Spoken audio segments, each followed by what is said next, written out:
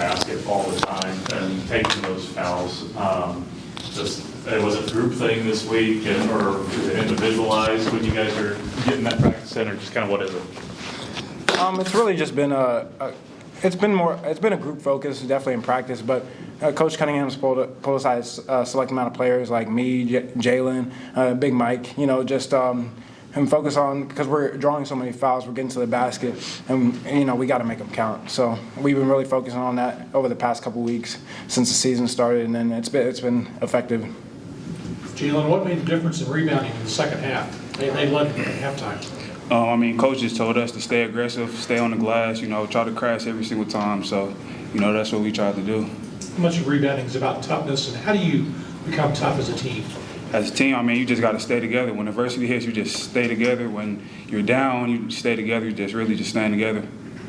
Jalen, you guys had to think about, 8 or 10 point lead there early in the first half. They whittled it down, and you guys really started battling back. How does this team look at the ebb and flow of the runs you're going to make and they're going to make, and how do you guys kind of figure out when to stop theirs? At the end of the day, it's really just, like I said, staying together. So, when adversity hits, we go down, they get a run, they punch us in the mouth, we just got to lock in and stay together. Chase, was there any main conversation that you guys had during halftime about, how they were answering you guys' aggression and vice versa? There was. As far as all the games we played, we've been known as the tough team, the aggressive team, the team that hits first. So, when you start to get that reputation, teams start to watch film, they're trying to match that intensity because nobody wants to be punked by anybody.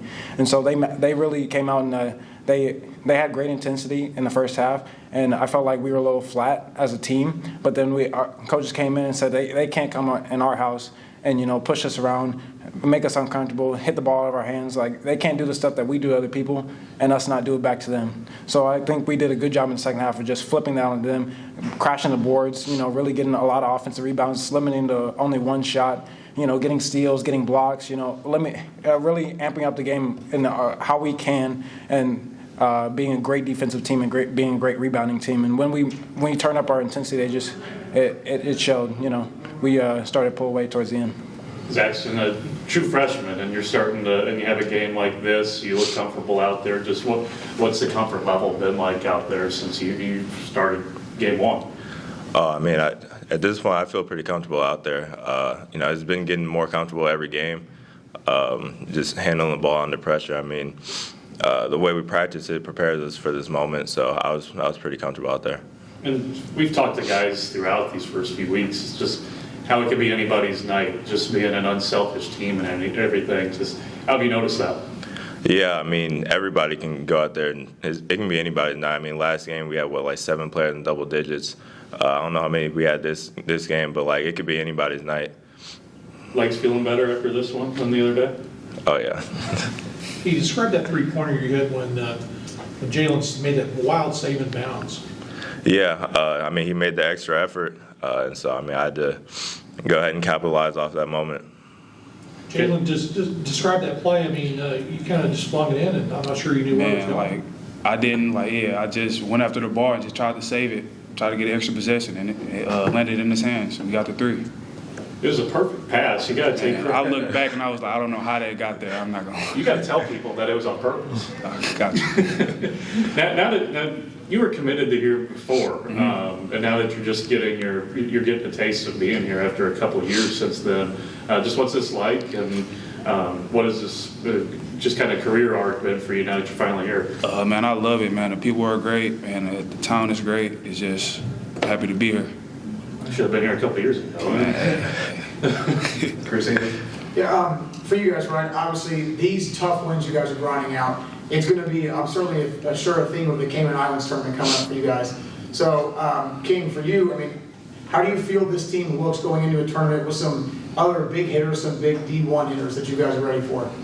Yeah, I feel like we're prepared for this moment.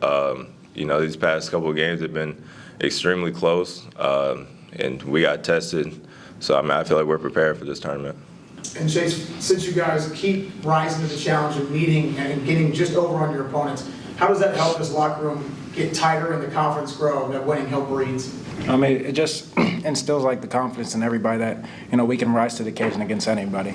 I thought we did against Butler, even though we came up short. I thought we did it against every single team we've played since then. We just rise to the occasion. We bring out intensity and effort that we demand the other team to match. And whenever they can't match it or they break over a course of a game, that really builds confidence in the team. Because we show that, like, we're always going to be there. We're always going to be the same type of team. We're always going to be unselfish. We're always going to be tough. We're always going to be gritty. And whenever we do that over and over again, we feel like we can just compete with anybody. Love the soundbite. But when you talk about just the toughness, and you mentioned earlier just being the team that's going to throw the first punch, just what's it like when you guys get those punches back and you grind them out and you're able to win by 10 tonight when every other game has been as close as they've been? Whenever you play the style we play, you got to expect that teams are going to knuckle up and punch you back. You can't just expect every team's going to roll over. I mean, eventually, with the style we play, teams are going to break. I don't know if they can match it the entire time, but you have to be ready for the times when they do punch back and they make those runs. And then we have to get together as a group, and that starts with leadership. We have to come together as a group and say, like, all right, we got their best shot, and now it's time for us to play our game, play the way that we know how to play, be unselfish, push the ball, get rebounds, get offensive rebounds, create turnovers, and just get easy buckets. You mentioned break in there. You mentioned noticing your opponent's going to break. I mean, in a couple games, you guys have had that double-digit lead where you've given it up. Tonight you didn't, and you were able to beat them into submission. Just what was it? Where did you notice that tonight, and being able to knock them out instead of it getting as close as they've been? I mean, it starts with just sticking with it. You start to see in the last 2 or 3 minutes of the game, and when you stick with the game plan, you stick with the way that we play, and you stick with what the coaches want from you, and just throughout the game, you can see little by little.